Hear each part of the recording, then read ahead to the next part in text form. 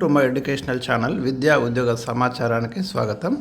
ఈరోజు ఆయా దినపత్రికల్లో వచ్చిన ముఖ్యమైన విద్యా ఉద్యోగ సమాచారాన్ని విశ్లేషిద్దాం. ఇలాంటి అప్డేటెడ్ ఇన్ఫర్మేషన్ కోసం ఛానల్ని సబ్స్క్రైబ్ చేసుకోండి. జాబ్ నోటిఫికేషన్స్, జిఎస్సి మెటీరియల్ కూడా మీకు అందుతుంటాయి.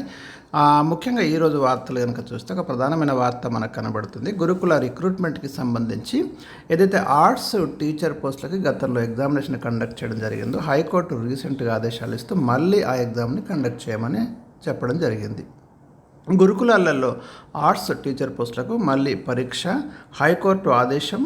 ప్రశ్నపత్రం తెలుగు, ఆంగ్లంలో ఉండాలని స్పష్టీకరణ. ఎందుకంటే క్వశ్చన్ పేపర్ కేవలం ఆంగ్లంలోనే ఇవ్వడం అనేది నోటిఫికేషన్కి విరుద్ధంగా ఉంది.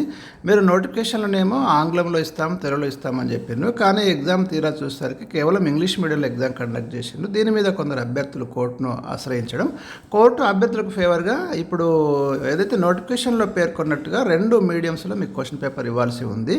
అలా ఇవ్వనందున నోటిఫికేషన్కి విరుద్ధంగా ఎగ్జామ్ కండక్ట్ చేశారు కాబట్టి ఇది చెల్లదు, మళ్ళీ ఎగ్జామ్ కండక్ట్ చేయండి అని హైకోర్టు ఆదేశాలు జారీ చేసినట్టుగా మనకి ఇక్కడ వార్త కనబడుతుంది. గురుకుల విద్యా సంస్థల్లో ఆర్ట్స్ టీచర్ పోస్టులకు మళ్ళీ పరీక్ష నిర్వహించాలని తెలంగాణ గురుకుల విద్యా సంస్థల నియామక మండలికి హైకోర్టు ఇటీవల ఆదేశాలు జారీ చేసింది. పరీక్ష నోటిఫికేషన్కు విరుద్ధంగా నిర్ణయాలు తీసుకోవడానికి వీలు లేదని తేల్చి చెప్పింది. ఏదైతే నోటిఫికేషన్లో ఏ అంశాలు అయితే మెన్షన్ చేశారో వాటి ప్రకారమే ఎగ్జామినేషన్ కండక్ట్ చేయాల్సి ఉంటుంది. 132 ఆర్ట్స్ టీచర్ పోస్టులకి 2023 ఆగస్టు 1న నిర్వహించిన పరీక్షలో ప్రశ్నలను తెలుగులో ఇవ్వకుండా కేవలం ఇంగ్లీష్లోనే ఇవ్వడాన్ని సవాల్ చేస్తూ కొందరు హైకోర్టును అయితే ఆశ్రయించడం జరిగింది. 2023 ఏప్రిల్ 5న నోటిఫికేషన్ జారీ చేయడం జరిగింది ఈ ఎగ్జామ్కి సంబంధించి. అందులో మీకు ఇందాక చెప్పాను బోత్ మీడియా అని చెప్పారు, కానీ ఆగస్టు 1న జరిగిన ఆన్లైన్ పరీక్ష ప్రశ్నపత్రం మాత్రం కేవలం ఇంగ్లీష్ మీడియంలో ఉంది. దీని మీద సవాల్ చేయడం జరిగింది. సో ఇక్కడ మనకి గురుకుల రిక్రూట్మెంట్ బోర్డు తరపున కూడా న్యాయవాది మరి వాదించినప్పటికీ కూడా హైకోర్టు అయితే మరి తప్పకుండా ఇది మళ్ళీ గురుకులాలలో ఆర్ట్ టీచర్ పోస్టులకి మళ్ళీ ఎగ్జామ్స్ కండక్ట్ చేయాలని, ప్రశ్నపత్రం 2 భాషల్లో ఇవ్వాలని గురుకుల రిక్రూట్మెంట్ బోర్డును ఆదేశిస్తూ తీర్పు వెలువరించడం జరిగింది. సో ఇదొకటి ఇంపార్టెంట్ అప్డేట్ అనుకోవాలి మనం ఆర్ట్స్ పోస్టులకు ఎవరైతే ఎగ్జామ్ రాశారో వాళ్ళకి సంబంధించి. ఇక 25న జేఈ మెయిన్ ర్యాంకులు అంటూ మరొక వార్త మనకు కనబడుతుంది. విడుదల తేదీని అధికారికంగా ప్రకటించిన నేషనల్ టెస్టింగ్ ఏజెన్సీ తదనుగుణంగా అడ్వాన్స్డ్ దరఖాస్తుల ప్రక్రియలో మార్పు. ఈ నెల 21కి బదులు 27వ తేదీ నుంచి ప్రారంభం అంటూ కనిపిస్తుంది. జేఈ మెయిన్ ర్యాంకులు ఈ నెల 25న విడుదల కానున్నాయి.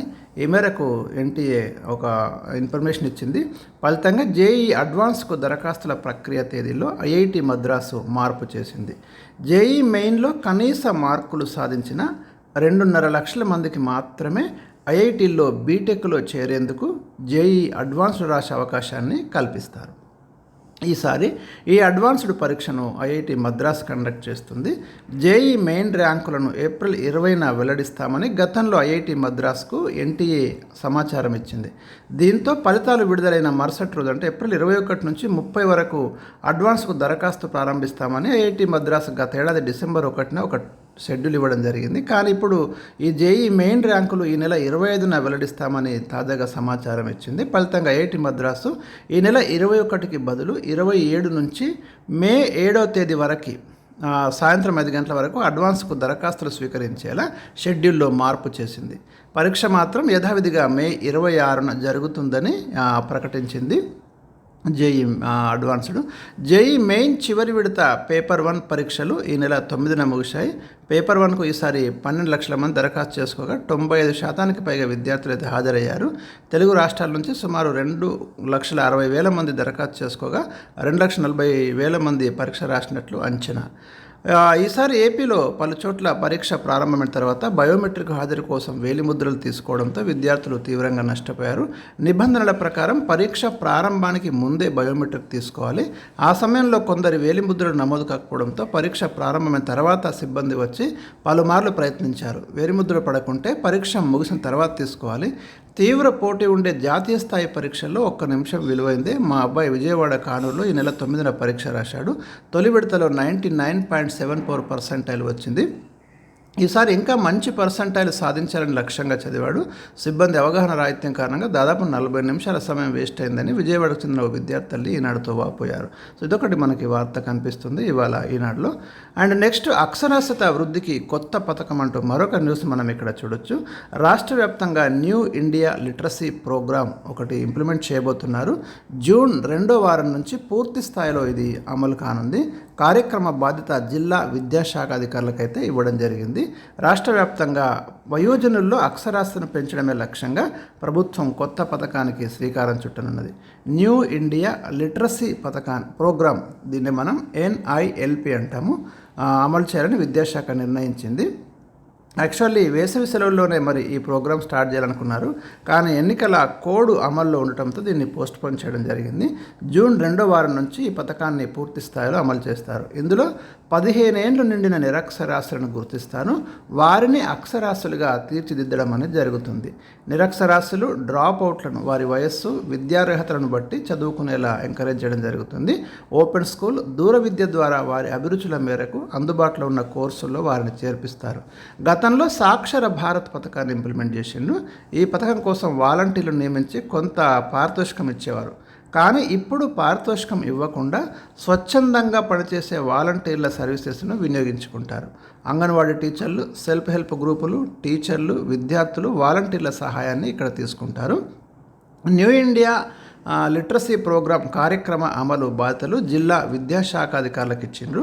జిల్లా స్థాయిలో DEOలు, క్షేత్రస్థాయిలో విద్యాశాఖలో పనిచేసే టీచర్లు ఈ కార్యక్రమాన్ని మానిటర్ చేయడం జరుగుతుంది. ఉన్నత పాఠశాలలు కేంద్రంగా ఆయా పాఠశాల పరిధిలో అక్షరాస్యత పెంపు కార్యక్రమాలను అమలు చేస్తారు. ఒక పాఠశాల HM లిటరసీ సూపర్వైజర్గా, 2 టీచర్లలో ఒకరు లిటరసీ టీచర్గా, మరొకరు సర్వేయర్గా ఇక్కడ బాధ్యతలైతే నిర్వహిస్తారు. ఆయా టీచర్ల ఎంపికకు విద్యాశాఖ కసరత్తు చేస్తుంది. ఈ ప్రక్రియ పూర్తి కాగానే ఎన్నికల కోడ్ ముగిగానే న్యూ ఇండియా లిటరసీ ప్రోగ్రామ్ను ఇంప్లిమెంట్ చేయడం అనేది జరుగుతుంది. ఇక ఈ నెల 19 లేదా 20న ఇంటర్ ఫలితాలంటూ మరొక వార్త మనకు కనబడుతుంది. రాష్ట్రంలో ఫిబ్రవరి 28 నుంచి మార్చి 15 వరకు జరిగిన ఇంటర్మీడియట్ వార్షిక పరీక్షల ఫలితాలు ఈ నెల 19 లేదా 20న విడుదల చేయనున్నారు. ఇంటర్మీడియట్ విద్యార్థుల జవాబు పత్రాల మూల్యాంకనం ఈ నెల 5న ముగిసింది. మూల్యాంకనం కంప్లీట్ అయిన నేపథ్యంలో వారం రోజులుగా డీకోడింగ్, మార్కుల అప్లోడింగ్ ప్రక్రియ నడుస్తుంది. 4-5 రోజుల్లో పూర్తి స్థాయి ఫలితాలను వెబ్సైట్లో అప్లోడ్ చేసే అవకాశం అయితే ఉన్నట్టు తెలుస్తుంది. దీన్ని ఈ నెల 19 లేదా 20న రిజల్ట్స్ను విడుదల చేయడానికి ఇంటర్ బోర్డు అధికారులు అయితే కసరత్తు చేస్తున్నారు. మూల్యాంకన అనంతర పనులు త్వరగా పూర్తయితే ఈ నెల 18నే ఫలితాలు విడుదల చేసే అవకాశం కూడా లేకపోలేదు. అదేవిధంగా ఏపీలో ఇంటర్ ఫలితాలు విడుదల చేయనున్నారు. అంటే శుక్రవారం, అంటే ఈరోజు ఇంటర్మీడియట్ పరీక్షల ఫలితాలను విడుదల చేయడానికి ఎన్నికల సంఘం అనుమతి తీసుకోవాల్సి ఉంటుంది. అయితే ఫలితాలను విడుదల ఎన్నికల సంఘం అనుమతి కంటే ముందు ప్రభుత్వ అనుమతి కూడా తీసుకునే అవకాశం ఉన్నట్టు తెలుస్తుంది. ప్రస్తుతం విద్యాశాఖను ఎవరికి కేటాయించలేదు. ముఖ్యమంత్రి రేవంత్ రెడ్డి స్వయంగా విద్యాశాఖను పర్యవేక్షిస్తున్నారు. ఈ నేపథ్యంలో ముఖ్యమంత్రికి ఫలితాల ప్రక్రియ పూర్తయిన తర్వాత పర్మిషన్ తీసుకొని ఎన్నికల సంఘం అనుమతితో ఫలితాలను ఇంటర్ బోర్డు అధికారులు విద్యాశాఖ ముఖ్య కార్యదర్శి రిలీజ్ చేస్తారు. రాష్ట్ర వ్యాప్తంగా 9,80,978 మంది విద్యార్థులు పరీక్షలకు ఫీజులు చెల్లించగా వాళ్ళు 90% ఎగ్జామ్స్కి అటెండ్ కావడం అనేది జరిగింది. సో ఇవి ఈరోజు ఉన్నటువంటి ముఖ్యమైన విద్యా ఉద్యోగ సమాచారము. ఇంటర్ రిజల్ట్స్, అక్షరాస్యత వృద్ధికి కొత్త పథకం, అదేవిధంగా JEE మెయిన్ ర్యాంకులు అండ్ నెక్స్ట్ వన్ గురుకుల అప్డేటెడ్ ఇన్ఫర్మేషన్. ఇలాంటి లేటెస్ట్ ఇన్ఫర్మేషన్ కోసం ఛానల్ని సబ్స్క్రైబ్ చేసుకోండి.